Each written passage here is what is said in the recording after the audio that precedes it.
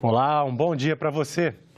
O plenário pode analisar em regime de urgência o projeto que autoriza a Petrobras a transferir a petroleiras privadas até 70% de seus direitos de exploração na área do pré-sal. Veja este e outros destaques da pauta desta semana na coluna da jornalista Érica Christian. O primeiro item da pauta é o projeto que vai autorizar a Petrobras a vender até 70% do direito de exploração do pré-sal. O governo estima uma arrecadação de 100 bilhões de reais. E após encontro com governadores eleitos e com representantes da equipe econômica de Michel Temer e de Jair Bolsonaro, o presidente do Senado, Eunício Oliveira, marcou para esta semana a votação da chamada sessão onerosa. Mas o líder do PT, senador Lindbergh Farias, afirmou que o plenário só deverá votar este projeto no dia 27, como parte de um acordo firmado com lideranças do governo.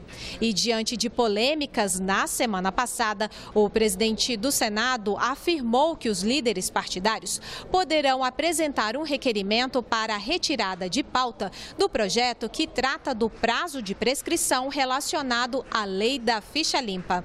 E os senadores poderão votar, entre outros projetos, o do distrato, que vai definir regras para quem desistir de imóvel comprado na planta. Vamos conferir agora o que está programado nas comissões do Senado para esta manhã, marcada por um dia de muitas audiências públicas. Às 9h30, a primeira delas na Comissão de Direitos Humanos sobre os fundos de pensão. Audiência pública também na Comissão de Constituição e Justiça. Às 10 horas vai ser realizado um debate sobre o projeto que define os atos de terrorismo.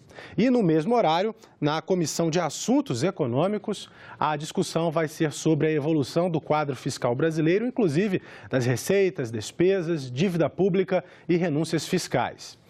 Na Comissão de Agricultura e Reforma Agrária, às 11 horas, audiência pública sobre o projeto de lei que isenta plantas e flores ornamentais de domínio público da obrigatoriedade de inscrição no Registro Nacional de Cultivares. Às 11h30, na Comissão de Meio Ambiente, o destaque da pauta é o projeto que inclui óleos e gorduras de uso culinário como produtos do Sistema de Logística Reversa. E também, às 11h30, na Comissão de Educação, audiência pública sobre o projeto que instrui o Exame Nacional de Proficiência em Medicina. Daqui a pouco, às 9 horas, está prevista a reunião deliberativa da Comissão de Infraestrutura. Um dos projetos na pauta determina que os investimentos públicos em infraestrutura e operação dos serviços de transportes sejam regidos por critérios econômicos. O relator da matéria é o senador Fernando Bezerra Coelho. A decisão final sobre a nomeação de ministros do Supremo Tribunal Federal é do presidente da República. No entanto, várias propostas de emendas à Constituição pretendem alterar o método de escolha e o período em atividade dos ministros. É o que você vai ver no terceiro capítulo da série sobre a reforma dos poderes do Estado brasileiro. Para alterar o número ou método de escolha dos membros do Supremo é necessária uma emenda à Constituição. Nada menos que 12 propostas de senadores aguardam tramitação. Algumas preveem que os ministros cumpram mandatos de 5, 8 ou 10 anos. Outras modificam o colegiado responsável pela indicação dos nomes da lista tríplice ou lista sextupla. Uma das alternativas propõe concurso público para a seleção dos magistrados. Onde todas as iniciativas coincidem é na redução do poder do presidente da República. É a primeira medida legislativa desde que cheguei no Senado, PEC 35, que procura retirar o absolutismo do presidente da República para indicar os ministros do Supremo.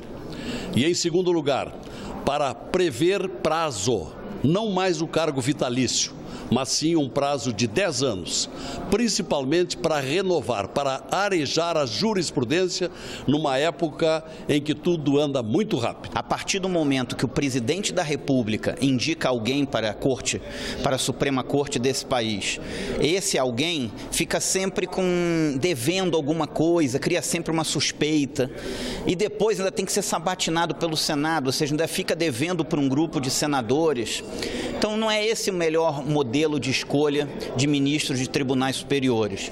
Em 1º de julho deste ano, o ainda candidato Jair Bolsonaro manifestou a intenção de aumentar de 11 para 21 o número de ministros do Supremo Tribunal Federal. Assim, ao término do mandato, em 2022, ele teria indicado a maioria do colegiado, 10 novos ministros, além dos substitutos de Marco Aurélio e Celso de Mello, próximos da aposentadoria. Eleito em 28 de outubro, Bolsonaro não mais voltou ao assunto. Um atento observador já disse que o cidadão comum pode até não saber escalar a seleção brasileira, mas conhece de cor o nome de cada um dos 11 ministros do STF. Esse fenômeno não acontece à toa. Ele decorre, em grande parte, da chamada judicialização da política. Tantas são as causas que vão parar no Supremo. Hoje nós temos um Supremo com 11 ministros que são vitalícios e todos eles escolhidos pela Presidência da República, pelo presidente em exercício. Tudo bem que a sua aprovação tem de haver a anuência do Senado Federal, mas apenas uma pessoa, que é a Presidência da República, o presidente, é que faz a escolha. Do ponto de vista das PECs que já existem, eu acho que a própria demora na tramitação delas já prova que elas têm poucas chances de sucesso. No entanto, como a gente está tratando aqui de um novo ano, de um novo governo, talvez ela seja uma única esperança de uma mudança. Porque se essa mudança for partir do zero, digamos, do ponto de vista da presidência, isso vai demorar muito mais e a chance é praticamente nula. Uma reportagem do jornal Valor Econômico sustenta que um grupo de deputados do PSL, partido do presidente eleito Jair Bolsonaro, articula uma proposta para revogar a PEC da Bengala, que mudou dos 70 para 75 anos a aposentadoria obrigatória dos ministros do Supremo. Se aprovada, essa emenda à Constituição permitiria, em tese, a indicação não de apenas 2, mas de 4 ministros durante o mandato de Jair Bolsonaro, que termina em 2022. Libras, a língua brasileira de sinais, pode se tornar disciplina obrigatória nas escolas públicas. A ideia, que chegou por meio do portal E-Cidadania, se transformou em uma sugestão legislativa e pode virar um projeto de lei. Eu sou Tarsila, tenho 8 anos. Eu sou Ilquias. Meu nome é Sofia. Gestos que substituem sons, rompem o silêncio, quebram barreiras, ligam pessoas. Sofia é surda. Laisa é filha de surdos, mas tem audição perfeita.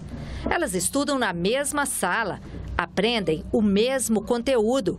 A interação entre as duas é completa. As brincadeiras é muito legal. É só um pouquinho diferente do que a gente está acostumado a brincar. O ouvinte, a gente brinca gritando, correndo. Já o surdo não, a professora sempre tem que estar do lado explicando o que a gente está fazendo. Laisa e Sofia estudam na única escola bilíngue de Libras e português escrito do Distrito Federal. Criada em 2013, graças a uma lei distrital, a escola é referência na educação de surdos, mas atende também alunos ouvintes. Aqui, todas as aulas de qualquer conteúdo são dadas em Libras, língua oficial na escola. O português escrito é o segundo idioma. A gente recebe muitos alunos que não têm uma língua de comunicação. Então, eles primeiro aprendem a língua para depois aprender os outros conteúdos escolares. É a base para o aprendizado, é a língua de sinais aqui na escola. E a alfabetização flui naturalmente, porque ele aprende a se comunicar e a gente tem uma sequência didática na alfabetização sempre com foco na palavra escrita, no sinal, na imagem. Adriana é professora da escola há 19 anos. Ela é surda e dá aulas de alfabetização. Eu não trabalho palavra-sinal associando diretamente as duas línguas. Não, eu trabalho primeiro a língua de sinais. No contexto de contação de histórias, também com trabalhos manuais, priorizando a questão do campo visual, da visualidade da pessoa surda, da criança surda. Por último, é que a gente vai trabalhar a datilologia, que é a soletração com o alfabeto manual, e depois as palavras, para que a criança possa internalizar também as palavras em português. O material material didático é adaptado na própria escola com recursos visuais e tecnológicos. Ele capta o mundo através dos olhos. Então, por exemplo, aqui nós temos exemplos, né, de atividades em que o aluno tem acesso à imagem.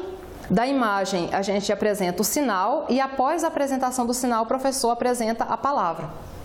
E tem a soletração, aqui como exemplo, aqui a gente tem a soletração letra por letra com o alfabeto manual usando as mãozinhas. Uma lei de 2002 reconheceu a Libras como língua oficial da comunidade surda do país. Agora, a língua brasileira de sinais pode ser incluída como disciplina obrigatória nas escolas públicas brasileiras. Por enquanto, é só uma sugestão legislativa, mas que poderá se transformar num projeto de lei e começar a tramitar nas comissões do Senado. A ideia foi apresentada no portal E-Cidadania do Senado pela pedagoga Marilei Monteiro, de São Paulo, que tem uma filha surda. Em menos de 4 meses, recebeu mais de 20 mil apoios. Se tem que haver oportunidade para todos, então precisa haver essa inclusão. E a inclusão só se dá se houver a comunicação. A relatora na Comissão de Direitos Humanos é a senadora Ana Amélia. A linguagem de Libras tem esse valor da inclusão e por isso vamos trabalhar intensamente para aprovar. Eu trabalho com alunos surdos desde 93, então a experiência que a gente tem do contato, da convivência com eles, eles sonham com um mundo que fala em Libras. Então ele se sente isolado. Marcelo, o mais velho de 4 irmãos surdos, diz que sonha com esse mundo sem barreiras. Eu tenho uma vontade muito grande que o mundo todo, todas as pessoas, saibam se comunicar em língua de sinais, principalmente nos espaços públicos, hospitais, delegacias, para que os surdos se sintam mais contemplados pela sociedade. O portal E-Cidadania do Senado está desenvolvendo uma ferramenta para facilitar a participação das pessoas com deficiência auditiva no processo legislativo. A ideia é que elas possam enviar vídeos em Libras com sugestões de projetos. O tema do especial Cidadania, publicado nesta terça-feira no Jornal do Senado, são os remédios à base de plantas, cada vez mais procurados na rede pública de saúde. Mais informações com a jornalista Fernanda Vidigal. Parte do costume popular brasileiro, o tratamento com plantas para cuidar da saúde também é oferecido pelo SUS. Guaco, por exemplo, serve para problemas respiratórios. Espinheira santa para úlcera e gastrite. Isoflavona de soja para a mulher que entra na menopausa. Esses são os remédios à base de planta mais utilizados na rede pública. E a procura por eles no SUS está em alta. Cresceu 160% entre 2014 e 2016. O especial Cidadania vai mostrar que os fitoterápicos desenvolvidos em laboratório passam por testes que controlam a eficácia e a segurança do remédio. A reportagem também mostra que o Brasil tem grande potencial na área, ainda não explorado. O Senado analisa um projeto que dá crédito, capacitação e incentivo fiscal para o cultivo doméstico de plantas medicinais. O especial Cidadania é publicado toda terça-feira no Jornal do Senado. Você pode ler a versão digital em senado.leg.br/jornal. Mais uma turma de jovens senadores chegou a Brasília. São 27 estudantes do ensino médio de escolas públicas estaduais que foram selecionados por meio de um concurso de redação e agora vão vivenciar por uma semana a rotina dos senadores no Congresso Nacional. Eles foram chegando aos poucos, olhares curiosos. O orgulho de representar estava estampado na bandeira e nos sorrisos. Tudo bem? Prazer, Larissa. Oi, prazer, Larissa. Viviane. Oi, prazer, Laiane, Bahia. A participação deste ano foi recorde. Mais de 190 mil redações. E em cada estudante, a expectativa da nova experiência. É uma experiência única, né? Acho que eu, até então, nunca tinha imaginado que eu iria pisar o pé na cidade planejada, né? Mas está sendo incrível. Eu nunca tinha saído do meu estado Nunca tinha viajado de avião, para mim foi um sonho, primeiramente. E quando eu cheguei no aeroporto, que eu, tipo, hora que, antes do avião pousar, que eu vi realmente como era a estrutura de Brasília, que a gente só via por livros, né? Que você viu que Brasília era um avião mesmo. Foi uma emoção gigantesca, foi muita alegria. Tenho certeza que vai ser uma semana incrível, mas bastante cansativa. E acredito que seja muito produtiva também. Eles vão tomar posse e durante uma semana terão um mandato de jovens senadores. Vão conhecer o Congresso Nacional, participar de comissões, falar na tribuna do plenário, apresentar e votar sugestões legislativas. E as ideias poderão ser transformadas em projetos de lei de verdade. Se aprovados pelos jovens, elas são encaminhadas para a Comissão de Direitos Humanos e Legislação Participativa, para a comissão receba ou não. Se a comissão receber, passa a ser um projeto da comissão e tramitar normalmente na casa. Quem orientou os estudantes ganhadores também veio participar. Satírio foi orientador da Laniele, a primeira colocada neste concurso. Mas o professor já é um veterano. Esta é a 4ª participação dele no projeto. Esse, de fato, é a grande gratificação do professor. É quando você percebe que o trabalho que você está fazendo está rendendo frutos, né? E conquistas dessa natureza engrandece o trabalho da gente e, com certeza, é um orgulho, uma satisfação enorme. 1, 2, 3, já!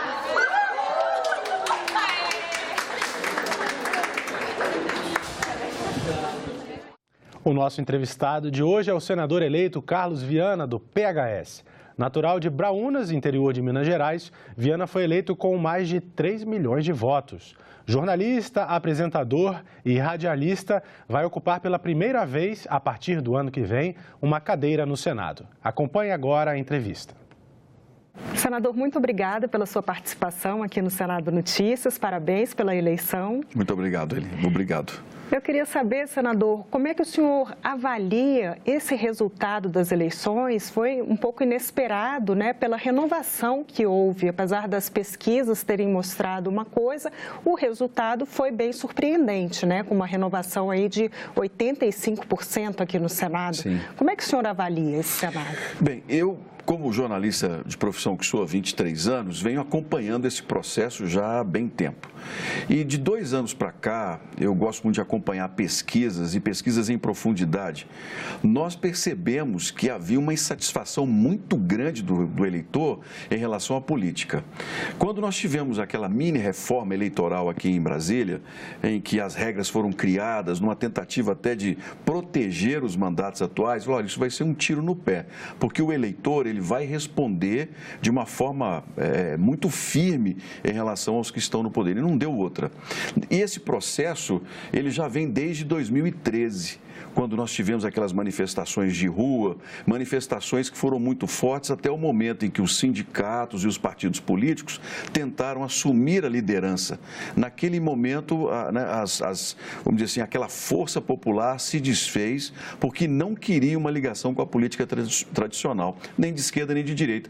Isso foi um fenômeno que não foi estudado ainda da maneira que a gente precisa no Brasil. E essa insatisfação, ela veio canalizada para as eleições. A última de prefeitos e vereadores, a gente já percebeu uma mudança muito grande em nomes novos e era esperado agora, mas não da maneira como nós tivemos, com uma renovação tão grande, né? E é bem provável que esse processo ainda não terminou. Daqui a 2 anos nós tenhamos também uma nova renovação, vamos dizer assim, por parte do eleitor em relação à representação política.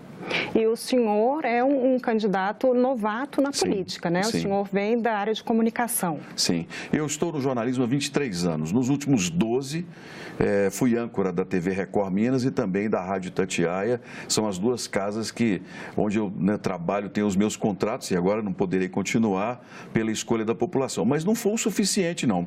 Porque muita gente criou-se até uma expressão assim, bancada do microfone. Eu sou muito conhecido na região central de Minas e na região metropolitana. Se eu tivesse me baseado apenas nesse eleitorado, eu não teria sido bem sucedido. O que me fez, vamos dizer assim, aumentar as chances de vitória foi que eu, nos 90 dias em que me afastei, rodei 46 mil quilômetros de carro.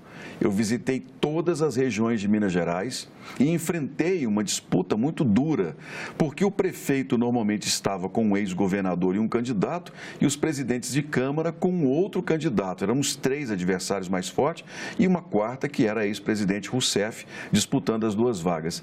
E eu tive que trabalhar, vamos dizer assim, de uma forma muito independente. Eu não tive o apoio político, então eu abri esses grupos dentro da oposição e comecei a trabalhar grupos novos. Eu consegui abrir 135 cidades fora vamos dizer assim, do espectro partidário tradicional. E eu, nas 110 maiores cidades de Minas Gerais, eu fui majoritário em 75. Por quê? Porque eu trabalhei o nome conhecido, a imagem conhecida, confiabilidade e credibilidade, mas eu também trabalhei política. Uma nova proposta, claro, quem quer ganhar uma eleição, ele tem que ser novo, ele tem que apresentar ideias, compromissos, mas não se pode abrir mão da estrutura partidária, da estrutura de política, que é de fato quem sustenta essa questão do voto no Brasil todo. E quais são as suas principais bandeiras, senador? O que o senhor vai defender aqui no Senado? Existem alguns assuntos que me interessam muito e que eu trabalhei muito com grupos também, em termos de debates e nos comícios via redes sociais, né? A questão da educação pública no Brasil é um assunto que eu quero colaborar muito. Nós temos hoje em nosso país 40% dos adolescentes abandonam a escola com 16 anos de idade. A evasão escolar ela é um problema grave no Brasil, porque esse aluno ignorado pelo Estado, quando ele sai da escola, quando ele não tem incentivo para continuar estudando, ele vai reaparecer nos sinais de trânsito, vendendo um subemprego, ele vai reaparecer preso, ele vai reaparecer morto numa violência absurda. Quando nós falamos das adolescentes, a gravidez precoce, por exemplo, na adolescência, que ainda é um problema sério, tira da mulher a possibilidade de um futuro profissional melhor. O Senado tem a obrigação, dentro da Comissão de Educação, de discutir esse assunto e propor ao Executivo soluções. Quem sabe, por exemplo, criarmos um fundo especial para apoiar e incentivar esses estudantes a ficarem até o final do ensino médio. É muito mais em conta a gente incentivar uma escola pública de qualidade do que a gente criar centro socioeducativo depois de uma prisão, de um processo, não é? de um adolescente infrator. A questão também, por exemplo, eu venho de um estado onde os professores hoje estão recebendo salários parcelados, os policiais também recebem parceladamente. O estado está numa pré-falência. Nós teremos que discutir aqui um refinanciamento de dívidas para os estados brasileiros e uma consequente também reforma no Pacto Federativo para que as prefeituras passem a receber mais recursos do que recebem hoje. O Fundeb, por exemplo, Fundeb será uma discussão nossa na próxima legislatura. Não faz sentido o Estado ficar com 60% e as prefeituras com 40%, sendo que o ensino básico é função das prefeituras. Nós temos também a questão de uma reforma tributária. Nós temos que discutir uma alíquota única de ICMS para todo o país. Isso é função do Senado. Nós trabalhamos que o Estado termine com essa guerra fiscal, que os estados brasileiros tenham igualdade nessa questão das alíquotas, né? Então, para quem quer trabalhar, tem muito serviço a partir do ano que vem. O senhor acha que as reformas devem ter prioridade no próximo ano? A reforma da Previdência, a reforma tributária que o senhor comentou? A reforma tributária, ela como é uma questão técnica, ela não gera tanta discussão além do CONFAS, né, que é o Conselho Fazendário e os secretários de Fazenda. Mas a reforma da Previdência, não. Essa será ruidosa. Eu tenho certeza que tanto a Câmara quanto o Senado, que vão ter que discutir isso em vários momentos, nós vamos ter uma discussão muito aprofundada e necessária. A atual reforma da Previdência proposta pelo presidente Michel Temer, a meu ver, não é justa, porque ela tira benefícios de quem já ganha pouco. Nós temos que discutir uma reforma da Previdência que iguale. Por exemplo, vamos ter uma Previdência pública, não vamos? Ela existe. Então, ela tem que ter um teto para todo mundo, para os políticos, para os militares, para os servidores e, é claro, as categorias que quiserem uma complementação terão de fazer isso por conta própria, em grupos ou associações. Não é justo a gente ter uma Previdência que pague, em média, R$ 1.800 para quem é seletista, quem tem CLT, e pague aposentadorias de até R$ 50 mil na justiça acima do teto. Se há uma aposentadoria pública, se é uma previdência pública, então ela tem que ser igual igual para todos os brasileiros. Isso vai dar muita discussão, mas eu acredito que seja o melhor caminho para a gente tornar mais igual essa distribuição em nosso país. E como é que o senhor avalia a composição do Senado? Como é que o senhor acredita que vai ficar a composição aqui na casa? Bem, da minha parte, vocês tenham certeza que a gente vem com uma disposição muito grande para trabalhar. Naturalmente, como o Senado é uma casa fiscalizadora, é uma casa regulatória, vamos dizer assim, nós temos assuntos técnicos que precisam e que muitas vezes ficam distantes da população. Mas eu acredito que nós tenhamos com essa renovação a possibilidade de aproximar o eleitor, o cidadão brasileiro, mais da casa, para as pessoas conhecerem a importância do Senado, né? As discussões que nós vamos levar aqui são discussões que podem melhorar e muito a vida das pessoas. E há um desconhecimento. Como o Senado geralmente trata, como eu disse, de questões mais técnicas, as pessoas entendem mal o Senado. Às vezes entendem muitas vezes a Câmara dos Deputados, que é chamada a Casa do Povo, mas essa também é uma Casa do Povo muito importante. Então, essa renovação, eu acredito que possa ser um momento em que a gente escreva uma nova imagem do Senado na próxima legislatura. Senador, muito obrigada pela sua participação aqui no Senado Notícias. O prazer foi meu. Muito obrigado. E nós ficamos por aqui. Você pode rever as reportagens desta edição na nossa página na internet, senado.leg.br/tv. Encerramos esta edição com as imagens do primeiro dia de atividades dos 27 estudantes de todo o Brasil que venceram o concurso de redação do projeto Jovem Senador. Um bom dia para você.